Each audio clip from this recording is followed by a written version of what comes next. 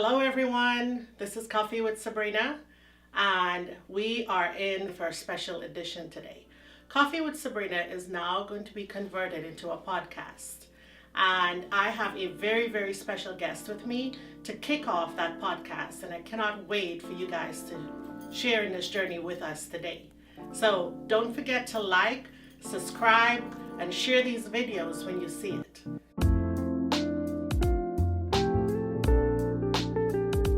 So, my special guest today, Trevon. Thank you so much for being on the show with me. Good morning. Good morning. How are you? I am well. First of all, I want to say thank you to you for allowing me the opportunity to be on the platform. Hello to your audience. This is gonna be exciting. I'm super excited about what you're kicking off with the podcast. So happy to be the first to be a part of that experience. So thank you once again.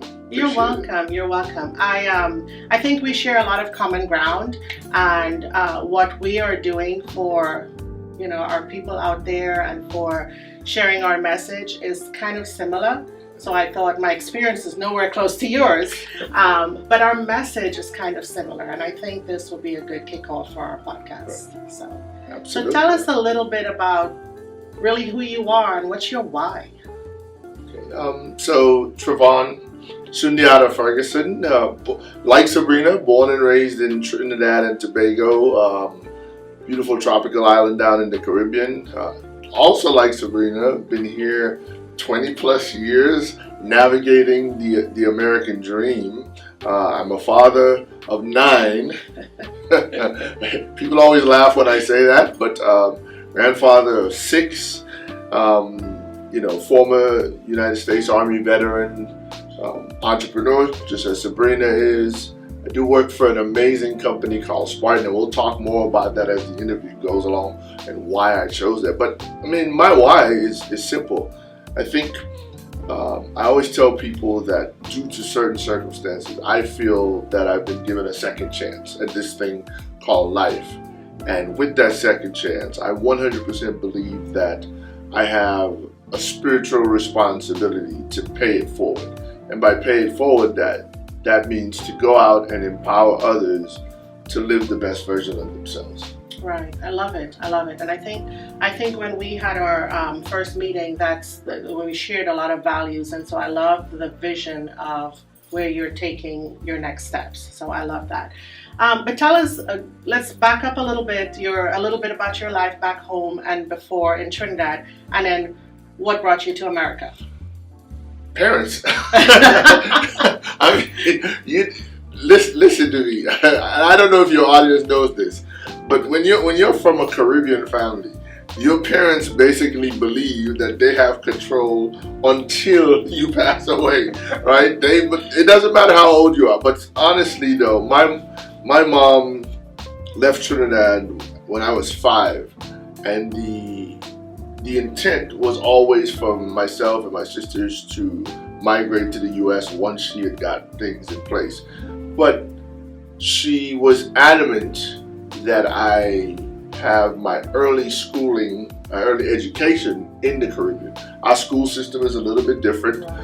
We graduate from high school at 16 in the Caribbean based off of the British system of schooling. So she wanted me to have that specific foundation. So I went to preschool, elementary school, which we call primary school in Trinidad, and then high school, which we start at 11. Right. Which sounds wild to say, but it's a unique way of moving through the educational system.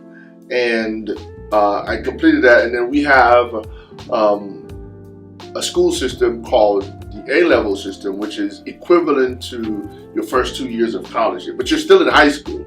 It's just the level of work that you're doing is college level. It's kind of like AP for high schoolers here. Yes, somewhat. Very similar. Right. The major difference is that it's so streamlined that it's the subjects that you study at A levels is specific to what your next career step is. Right. So, for example, for me, I had this eclectic choice of career paths. So I chose one science, which was biology. I had principles of business and accounting, because I just knew I wanted to be an entrepreneur. And then I had technical drawing, which is kind of like architectural drafting and stuff like that. And then language was always my thing. So I had English literature, of course, English language, math. So my teachers thought, like, what are you trying to do with this combination?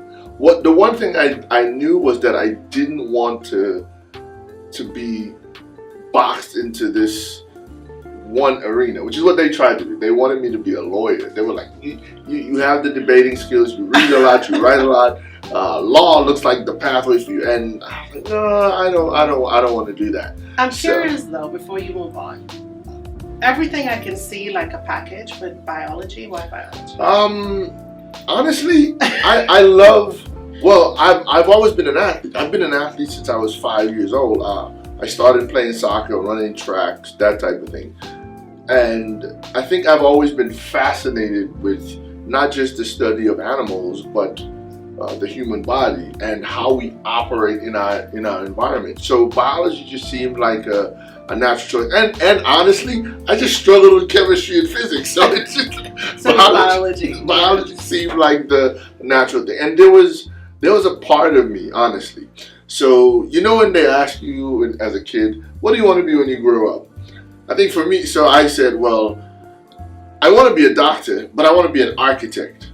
But I also want to own my own business. So I'm, and that was the ideology I was moving behind. And of course, one of my middle names is Imhotep. So Imhotep from Egyptian culture was the first architect, but he was also a doctor, a poet, mathematician, all that stuff. So to me, okay, I had an example of possibility. Wow. Oh, I could be all those things. So it was easy for me to look at those things and then decide, okay, later on I could decide what the focus would be. But at least I would have the foundation I would need to enter any of those arenas, right? I have to ask because we came from the same background. Right. And of course in my culture it's a little bit different.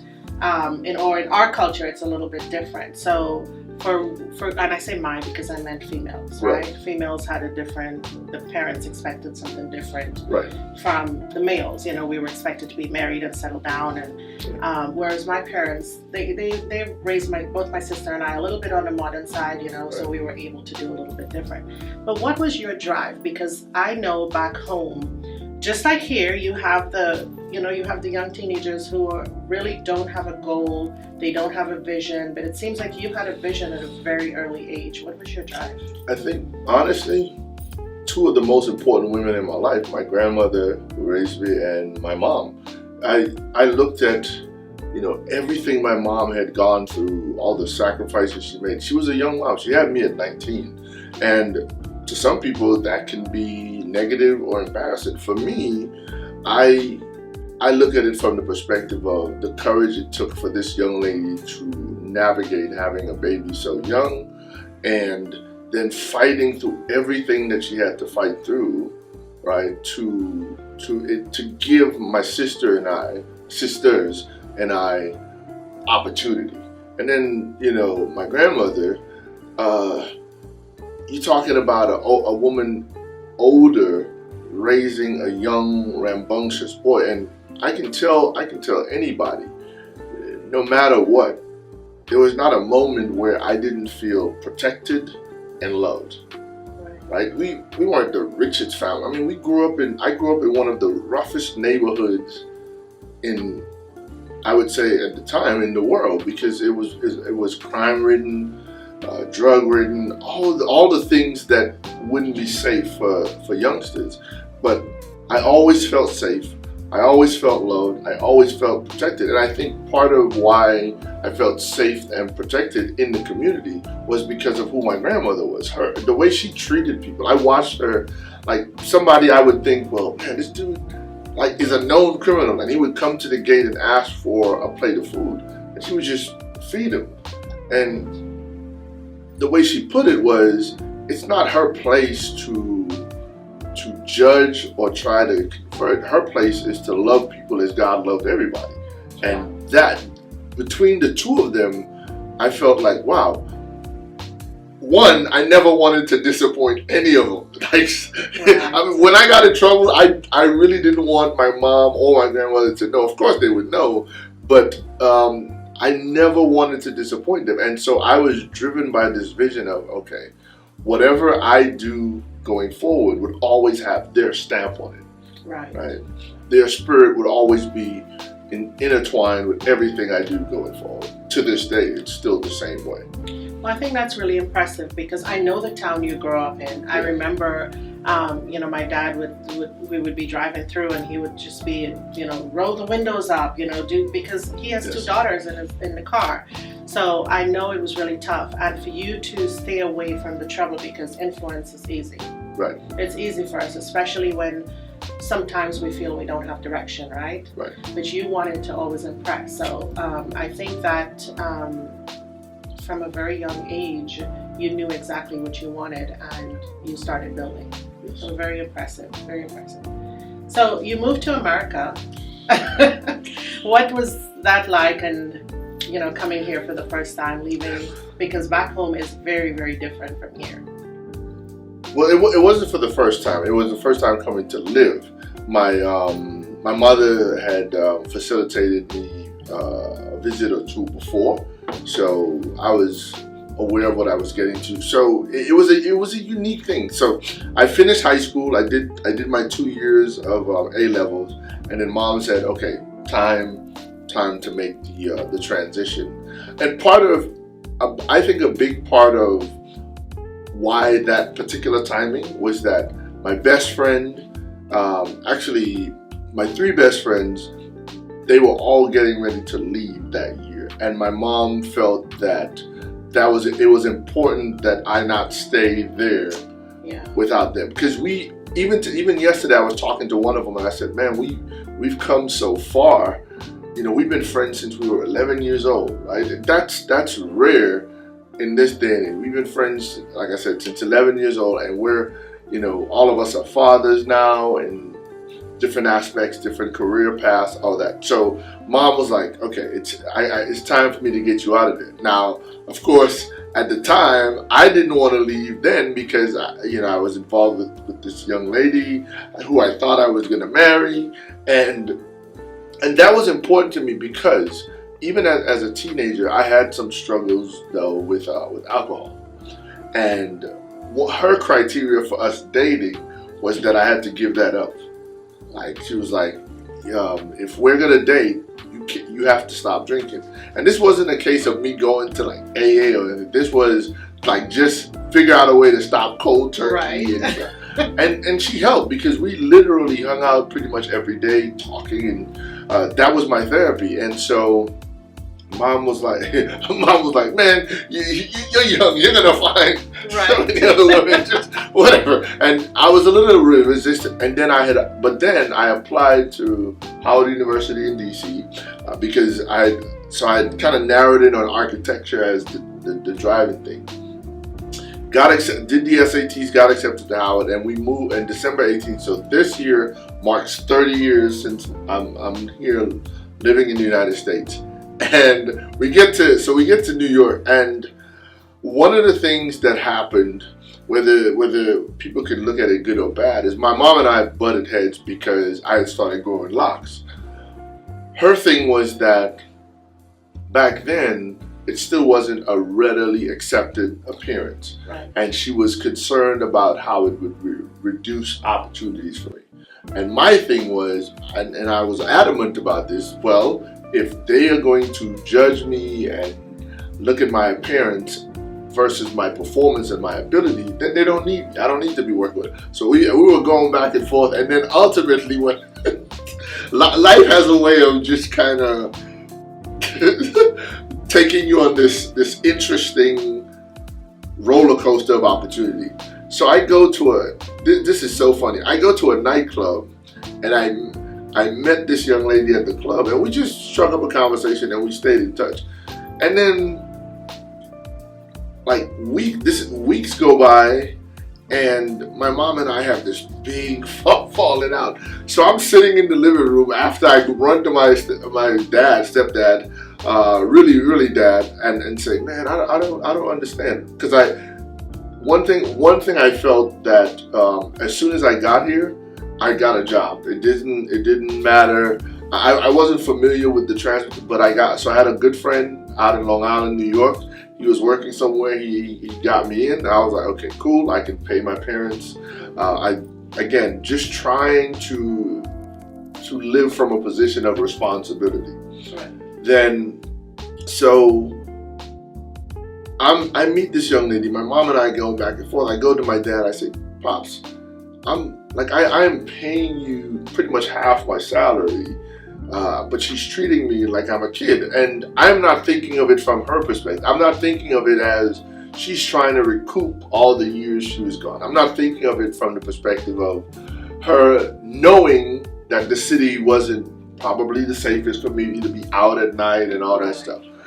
I'm just like, man, I'm all about to be 20 years old. I'm grown. She can't be telling me. And again, and you yourself know, in Trinidad we have a lot less restriction, so to speak, right? Yes. We don't censor anything, yes. So partying and going out, that was part of the lifestyle. Yes. And then here I am, my mom and all my buddies, right, and all my friends are going out. And so that night, and I always sit down and I think about how everything lined up. That night I sat down and so after I talked to my dad only said one thing to me. He's like, you know your mom loves you. That's it. He didn't go into debate. There was no back and forth. Right. And he just listened. He let me vent, and that's all he said to me. So I go upstairs and I'm thinking about that. And then on the TV, back then it used to, the U.S. Army had this commercial called Be All You Can Be. And every commercial break, this commercial is, wow. So subconsciously it's like hitting me. And then I woke up the next morning and I said, well, I do owe the American public a debt.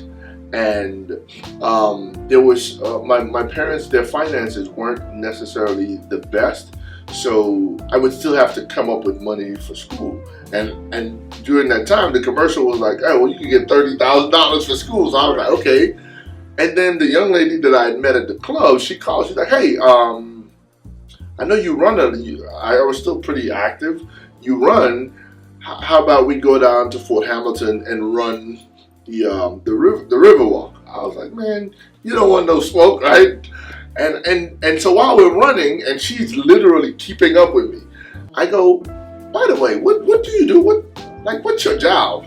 All this time we cool, we're talking, whatever. And she goes, oh, I'm in the Army. And I'm like, whatever. It's like all these signs are just coming to you. Yeah, I'm like, yeah, but see, in my head, I'm thinking, like, she was a very pretty young lady. I'm like, there's no way you're not. I was like, whatever.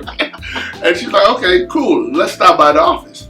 And we stopped by the recruiting office. She was a recruiter. Oh, wow. And she was originally from Chicago, and she just happened to be stationed in New York. And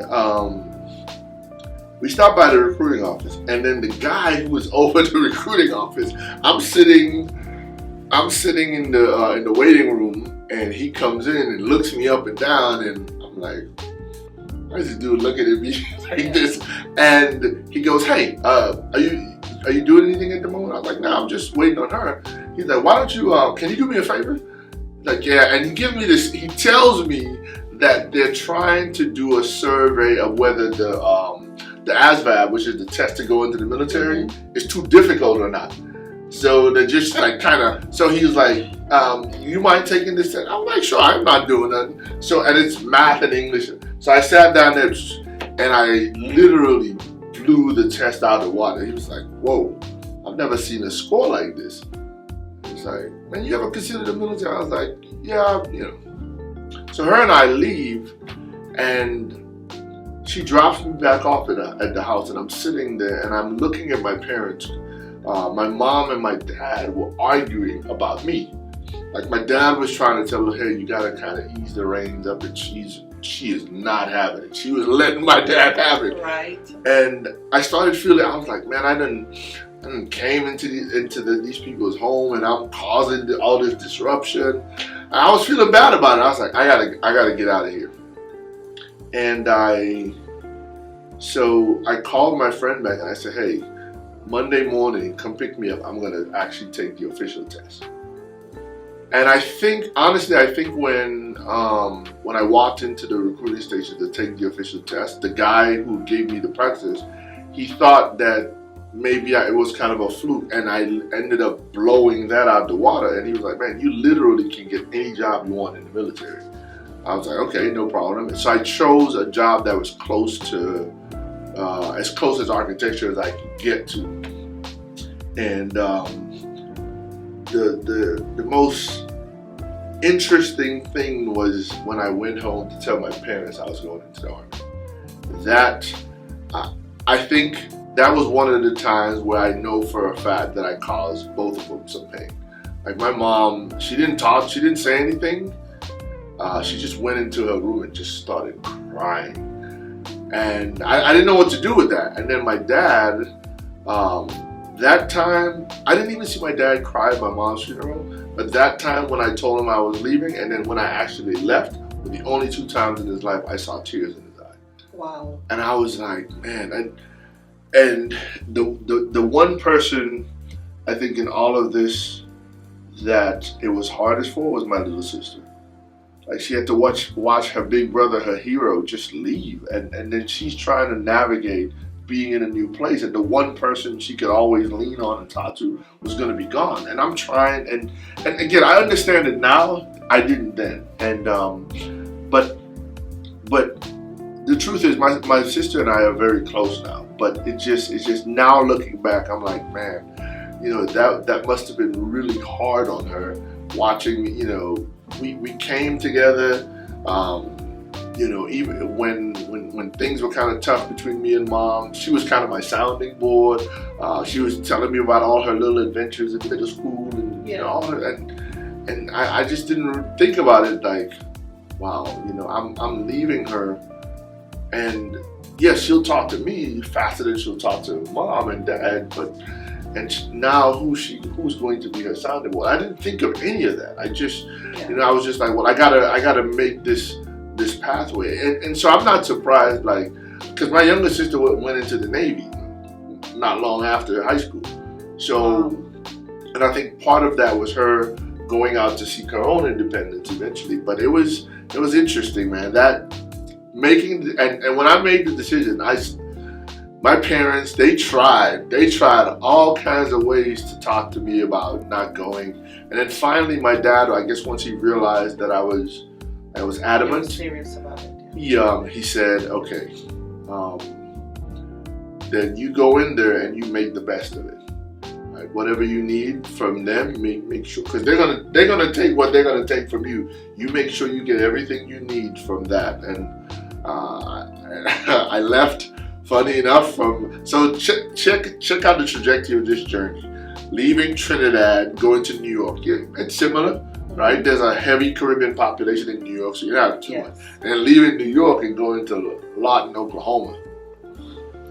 Total culture shock, right? Yes, and all of this happened within 6 months. So we landed December 18th, and May 18th, I was on the airplane to Oklahoma.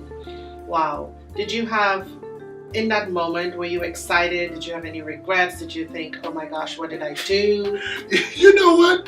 I was a big kid. So for me, I was like, okay, I'm going to the Army. None of it hit me until probably halfway through basic training. It didn't really hit me. I got there. And when you get to basic training, if you've seen any military movies, they're yelling at you or whatever. And me, I'm just laughing like it's one big joke. I'm grabbing my bag, and the drill sergeant is like right here, and he's like, "Oh, we gonna straighten you out." I was like, "It's gonna make you stop laughing." But the philosophy I always had is this. I thought about my mom and my grandmother, and I'm like, I have the spirit of those two women flowing through me. There's nothing they could do to me that would break me. They can't physically touch me. And I was an athlete. I could run. I could do sit-ups. I mean, push-ups was a little. I was weaker in that area, but I wasn't afraid of working out, so that wouldn't hurt me. I'm a soccer player, so like you could run me into the ground and whatever. So, what happened was, I think when that actually hit me was a month into basic training. I got into a fight, and instead of getting into a lot of trouble or getting kicked out, the drill sergeant made me the squad leader. So he put me in a position of leadership. So I had no choice but to really take it seriously. And that was your punishment to be in? Yeah. So the squad leader, now you have to wake up a little earlier. You have to prepare everybody for inspections. You have responsibilities. When we're going from our barracks to the mess hall to eat breakfast, lunch, and dinner, you're the one leading. Eventually, when we're doing our runs or our marching, they start teaching you how to call cadence, how to, so, and when that happened, I said to myself, okay, if I'm operating at bare minimum, this is what, like, they put me in a leadership position. Oh, I was like, I'm about to eat this up. And this is about to be the smoothest service, and all you had to do back there was 4 years. So I was like, I'm about to do my 4 years and be on out, get my college money and be on out. But the journey took some twists and turns. So tell us about that. Tell us about your experiences while you were there, and how long did you end up staying? So I always say that the U.S. Army, even though I felt it was a debt that I was repaying, was the best mistake I've ever made. Because, and by the way, yours truly, I was still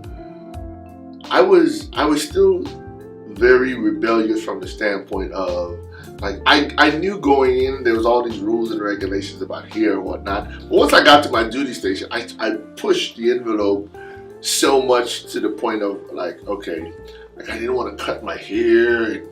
I was like, I didn't grow at the time. My facial hair didn't grow as much, so it wasn't even an issue. But like cutting my hair, so I would like get to the bare edge of the line, and my thing was that ultimately, if my hair could fit under the headdress, then it shouldn't matter, right? But again, I'm in the U.S. Army, so a couple of things happened. When I got to my first duty station, so I got there in February of '96. So I'm not even a full year on active duty, and we were doing a major training exercise. Got into an accident in my Humvee road, suffered a traumatic brain injury, damaged my knee pretty badly, damaged my lower back, so some significant injuries. And some things started to change. I did finish out my time. I re-enlisted twice. I ended up staying 7 years. I got stationed in Germany. My two oldest daughters were born in Germany. Came back to the state. In fact, when I was stationed in Germany, I played professional soccer with a club over there. Made some money doing that, and that was probably the most fun part of my, because I was doing what I loved. And Europe is a beautiful continent. There's so much to visit. There's so much history, and then from there was opportunity to go to so many places all over the world, which I love to travel now. I think living in Germany really birthed that love of travel and driving. And I came back to the U.S. with my daughters in 2000, and right back in Oklahoma where I started, and then 9/11 hit. And now, let me back up. While I was in Germany, initially you could take your United States Army or United States military ID and travel anywhere in the world with it. like a passport. Like Right. it had cachet. And then there was a bombing in Nigeria in '98 at a U.S. embassy, and then everything started changing. So all of the bases globally started having guards, closed gates. You know, it changed. And then we come back, and in 2001, 9/11 happened. I'm on active duty, and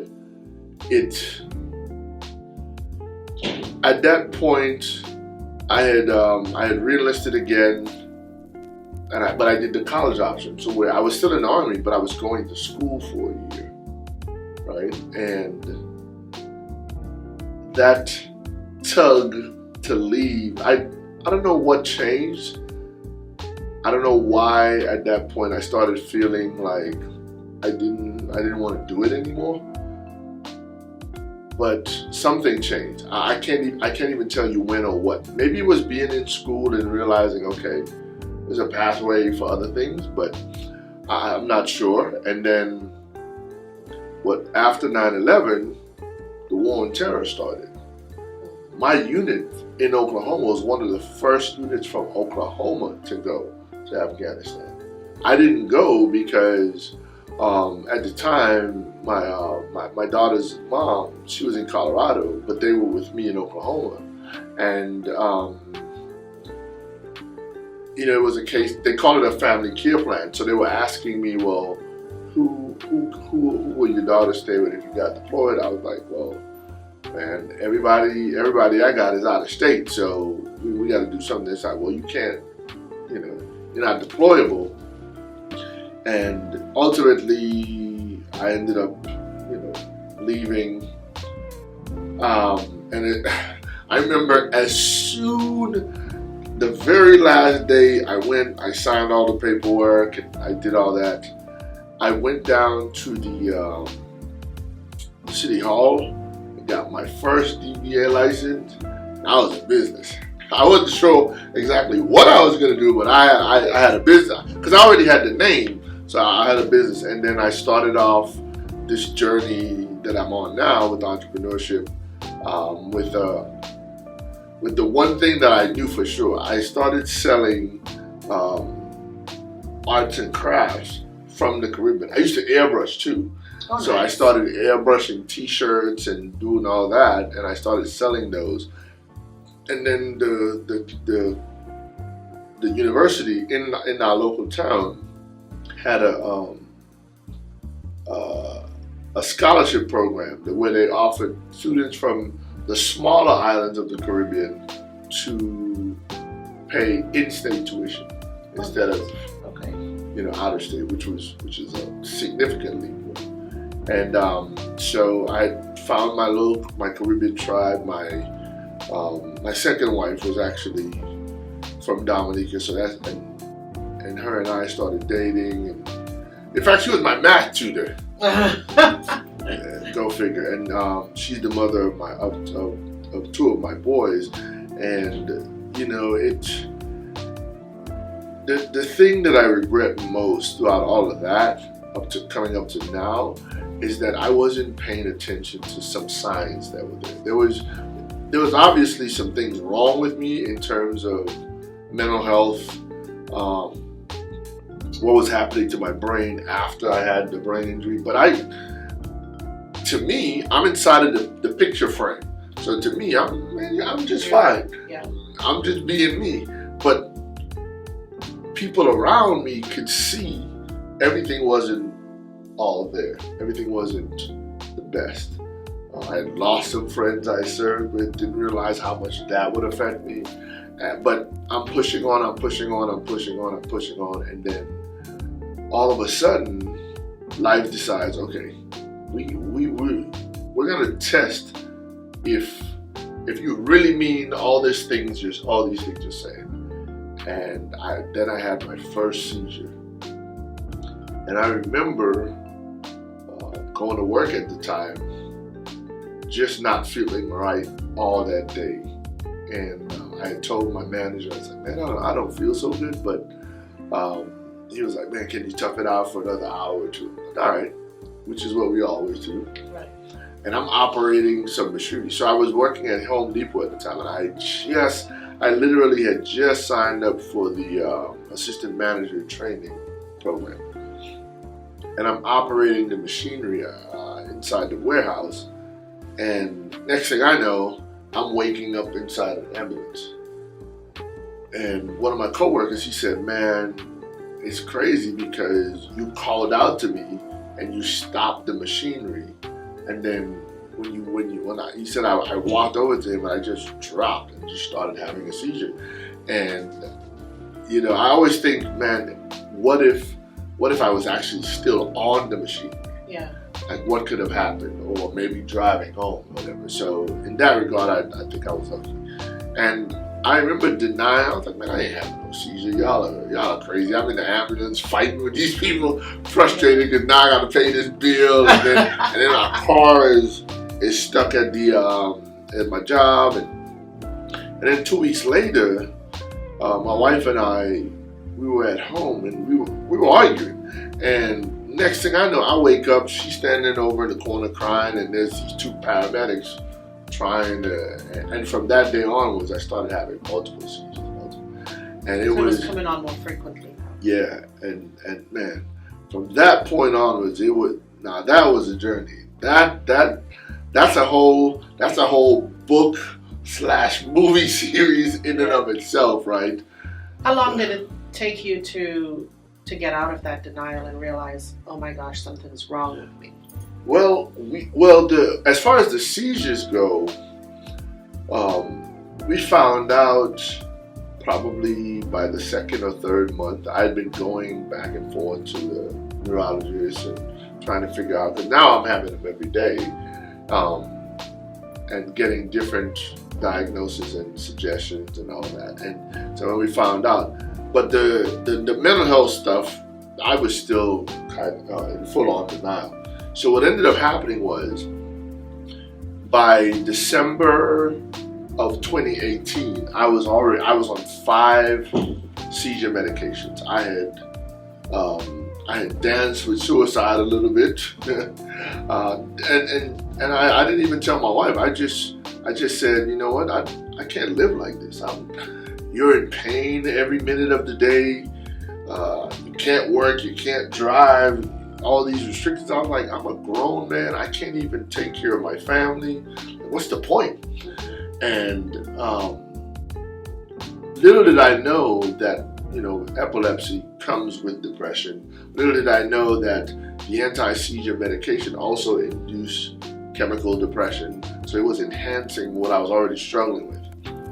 And I went to an appointment at the VA hospital, and I had a seizure in the parking lot. And I decided that was it. I was tired of, trying to get help and all that. I was not going to ask the VA anymore. And this was now January of 2019. And I am very good friends with the Ziglar family, Mr. Ziglar's children. So I went over there to just update them on what was going on. And Lori, who Mr. Ziglar's long-term executive assistant, and his daughter Cindy, they were in the office, and I sat and talked to them. They said, "Hey, we don't know if this will work, but our friend Jim Gardner, he works at an organization that may be able to help you." Now, Lori wrote Jim's name, his phone number, and the name of the organization, which was the Adaptive Training Foundation, on the paper. And so I Googled them, found the address, and I thought that Jim worked at the facility, which he doesn't. It just so happened that on February the 5th, that was a Tuesday, I went up there and he happened to be there. Again, so all certain things are lining up now in order for me to figure some things out. He happens to be there visiting while that particular group of individuals were going through the program. We meet, we talk. I told him who gave me the referral. We talked, he introduced me to the program. I met him, I met some of the trainers, I met some of the athletes. So in fact, that group of athletes that were going through were all veterans. So I met a few of them, met the CEO and the founder of the organization, David Vobora. And I decided, okay, I don't have anything else to lose. I'm watching dudes with one leg doing all kinds of stuff in the gym, dudes with no arms, using their prosthetics to do things. I'm like, well, okay, there might be a place for me here. And, but you have to go through a vetting process, right? So you fill out the application. And so I figured the best way to be vetted is to show up every day. So I started showing up every day, and then I had some seizures at the gym before I was accepted into the program. And they took really good care of me, and I realized, okay, this is a place that I needed to be. I could trust these people to take care of me if I needed. And I always smile when I tell this part of the story. So David, which is the CEO, before I got accepted to the club, well, I had been accepted, but there were some conditions. So he called me into the conference room. He said, hey, I need to meet with you. Let's talk. It's like, we're looking to accept you into the program, but some stipulations. The first one was, he said, I need you off of social media for 9 weeks. And I on social media was pissed. Yeah. Yes, ladies and gentlemen, I was mad because I'm like, who is this grown man telling, and I'm older than him, telling me, another grown man, that I need. But he said, look, for the next 9 weeks, he used a phrase called, you need to be healthy selfish. It's cool you want to pour out and give all this stuff to other people, but you got to take care of you first so you can have the full bandwidth to be able to give what you're supposed to give. Right. Then he says something I think a lot of people were afraid to tell me. He said, you need to go get some help mentally. Like he was the first person I think that wasn't, I don't know if everybody else was afraid or they didn't know how to tell me or they didn't see it. I just know he was the first person that said, man, you got to go get some help. I think we all know that it's hard to tell men, right? You're sick, you need to go to the doctor, or you need help. And even though the people around you were seeing it, sometimes our love, the love we have for others, right, it can hurt them. And so a lot of that could be a part of that too. It could be. I don't know what it was. I just know he was the first person that did it, and so I'm mad. I was so mad at him. Thank goodness we didn't come to blows and all of that. But I said okay, and I left and I went home and I'm telling Pam. I said, Pam, this dude, like, who does he think he is? I don't even know if she remembers the conversation. Why does he think, And all she said was, she said, man, this guy just met you. He doesn't know you like I do. If he's seeing something, then maybe something's there. Yeah. And that stopped me cold in my tracks. Like, whoa, maybe she's right. Because he was brave enough to tell you. So, yeah. Yes. And she's right. So I went. At the time, this organization, they're now called One Tribe Foundation, but they were called 22 Kill at the time. And there was an organization started to bring awareness to the fact that 22 soldiers, or 22 military members a day, veterans, die by suicide.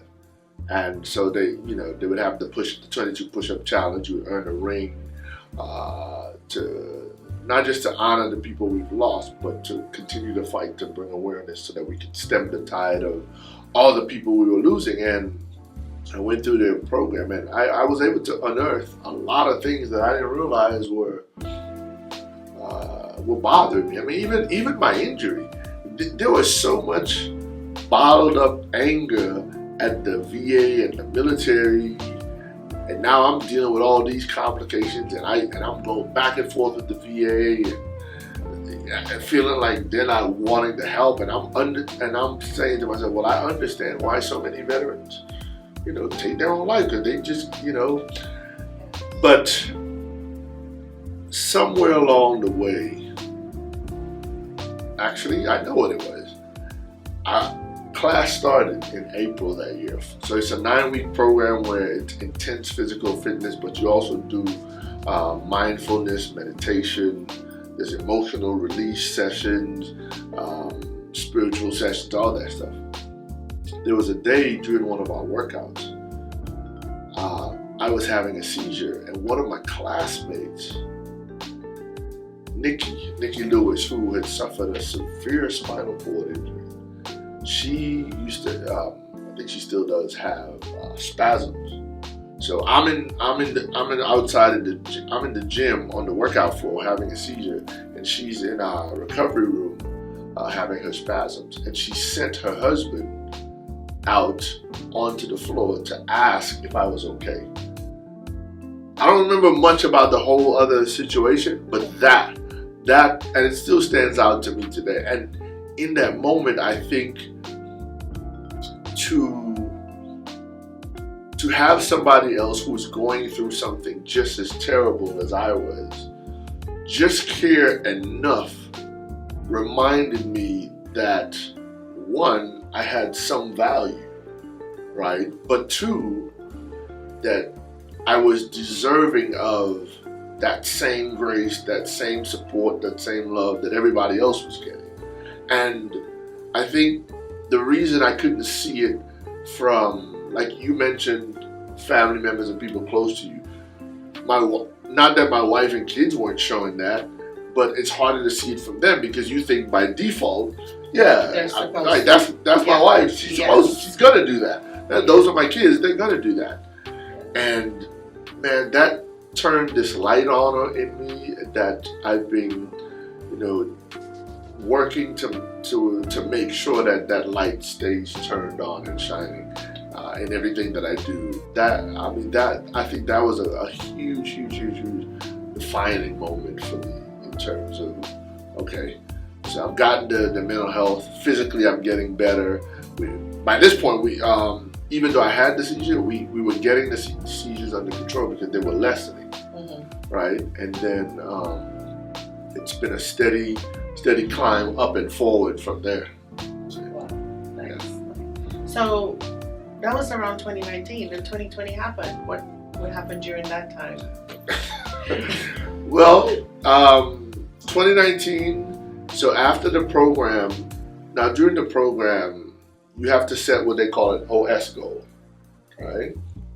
Basically, it's either something you've been told you can't do or shouldn't do, either something you've told yourself you can't do or shouldn't do, or just something you wanted to do for the first time. And one of the sayings was more new first.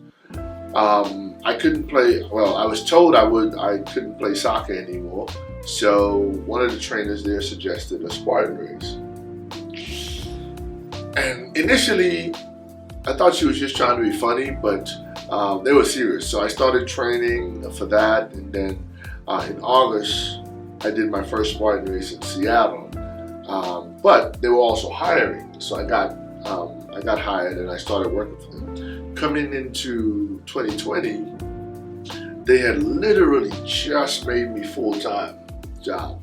And the very next week when I was supposed to leave, COVID hit, the shutdown hit. Right.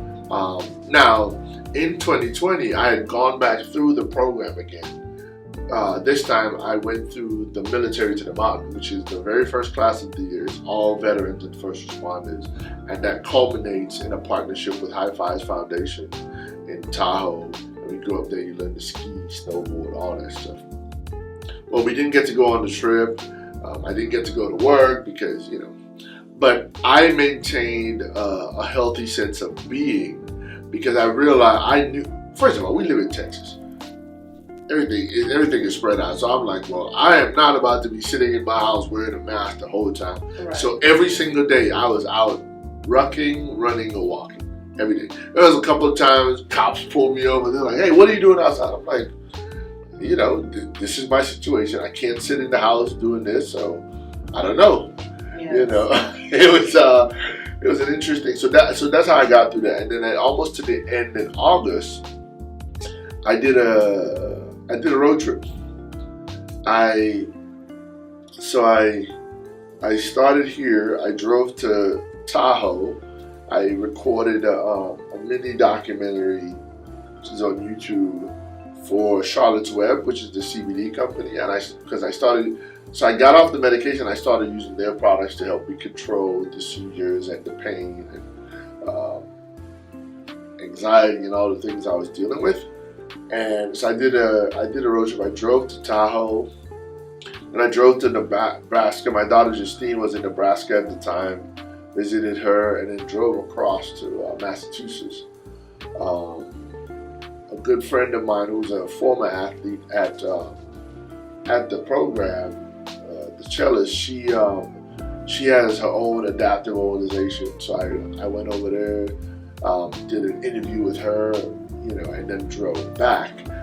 So for me, I just found ways to practice my own self-care, while the world around me was shutting down. I know that, unfortunately, a lot of people, especially veterans, were mentally affected by COVID and the shutdown. For me, I'm like, look, I live in Texas. We got all this space. I'm just gonna be outside. I'm gonna risk, possibly dealing with law enforcement, but for me, it was the only option. I don't know that it would have been safe and healthy for me to just sit at home and just be inside. Like, that was interesting. That was interesting. So you've had quite a journey. Yeah. From childhood to now, and becoming, and we're still all becoming. So. Right. Where are you today? What's going on with you today? Today, man, there's so much good stuff. Now, before I tell this part of this journey, I want to say this, because I think sometimes people think that when things are not perfect, they're not good. Right. That's not necessarily true, right? Because the good or the great is really in the journey to getting to whatever destination you're working towards. Because sometimes you work your tail off to get to something or somewhere, and you get there and you're like, all right, well, okay. Then you have to be like, what's next? Because this wasn't all that it was cracked up to be. But who do you become in the process? So let's see. So since, let's say 2020, I still work with Spartan. Coming up on 5 good years now. One of the reasons I love that is because the type of event and race that Spartan is, it invites people of all abilities and levels of fitness to come out and just challenge yourself on do something hard. Right. And in a lot of cases, it's a point of celebration for people, because they figured they could never do it. I remember meeting a guy out there. There's 2 stories I'm going to share that were really, really cool to me. I met a guy who, his brother was in the army and had committed suicide the year before when they were preparing to do the race, and then he decided, okay, well, he'll start racing just to honor his brother. So you just never know, right? Yeah. And then I met a lady and her 3 boys out there. Just struck up a conversation. I'm racing and talking to her. Her husband had died in a car accident. And that was their way of honoring his memory. And, she was saying, I think she had just turned 50. So she was blown away by the fact that she was able to start and finish with her sons. She walked the whole thing, but together her and her sons did the obstacles and all this stuff. And that's such a beautiful thing. So I still work with Spartan. I use racing as Spartan to raise awareness for veterans, mental health, suicide, advocacy work for people with epilepsy. Because I live under the assumption that as long as I have the will and the physical ability to, I should. So I try to use it to encourage other people who are living with epilepsy to not just sit and suffer in silence. Right? So that's a big part. Then I started doing a lot of rucking. People would say hiking with weight. It's less impact on the joints, but it's still a great workout. So I do that. There's an organization I work with called 50 for the Fallen. what they do is they provide mental health care from beginning to end, but they also provide support after you come out of your treatment. But they do that. They raise funds by doing all these ruck marches, 10, 25, 50 miles all across the country. So partnering with them and supporting them and sharing their message. I still spread the word for the Adaptive Training Foundation. There's a therapeutic recreational group. That's a group here locally that I got introduced to hunting. Those are the peripheral work that I do advocacy-wise. But the biggest focus is my business, relaunching Legendary Impact, which is my speaking, training, coaching business. I'm excited because, we just reformulated the tagline, which is speak to inspire, coach to transform, delivering high impact, high energy talks to get people to turn their light back on. I think that's what drives me, is to be able to have a conversation with someone, hear where they are, and then just, in a few words, just encourage them to flick the switch. Because we all have that. Like, I needed somebody to speak to me or say certain things to me to turn the switch on. Nikki sending her husband to just check on me was a switch mover for me, right? David telling me, man, in order for you to give the world what you were sent to give, you got to go get help. You got to drop off all this baggage you're carrying. That was a switch. Even Jim Gardner, and we always kind of celebrate February 5th when I met him. The conversation that I had with him, that was a switch. So I feel like that's part of my responsibility, part of my work, and I do that through speaking, training, coaching. We just finished, so my book, The ABCs of Empowerment, came out in 2014, but what we just did was, we just did a new edition, so we did a pocket edition. And ladies and gentlemen, so this is more so for the ladies, because it's smaller, fit in the pocketbook, and so on. But it's 365 quotes. Each quote, honestly, I'm going to be transparent. I wrote this so I could get myself through some very hard days. And then somebody said, man, why don't you put that in a book and share it? Yes. Well, here we have it. And each quote is intentional for each day, as it relates to how I was feeling that day, whatever was going on with me. We have that. But I love writing, so just as much as I love speaking. So we're actually right now as we speak working on 2 more books. I would love to say that the release dates would be for my birthday in November, but we shall see. Back to your book. So I'm an avid reader, as you know, but I totally love your book because you could open it up and, like you say, for you, it was each day you had a different feeling, and those quotes came out. But for the individuals that are reading that book, or they have that book, they can open it up and find the right quote for them for that day. So I love that. It's not one that you have to sit there and read the whole thing. So I love that about your book. Excited for the new ones that are coming. Super excited. But before we close today, if you know your journey, you've lost so many friends and colleagues to suicide, with the PTSD. If you were to leave our audience with one message, what would it be? 1%. The entire core of not only Legendary Impact and all the programs I'm developing is based on that 1%.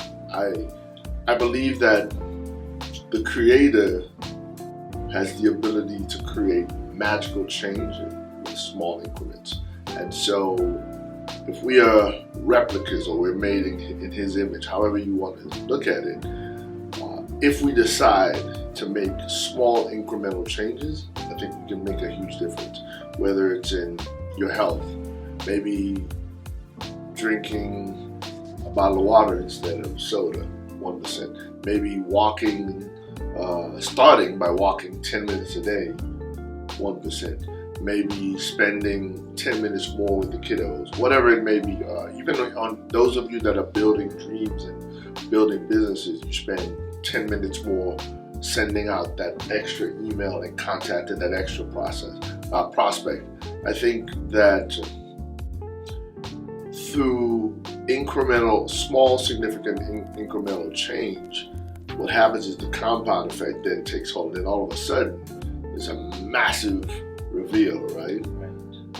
If people could adopt that, one, it reduces the amount of overwhelm that people feel. Change is hard. It's work. I'm not going to be naive to sit here and say, well, change, no, it's work. It is. Change is work, but if we make small incremental changes, I do believe that the outcomes can be significant.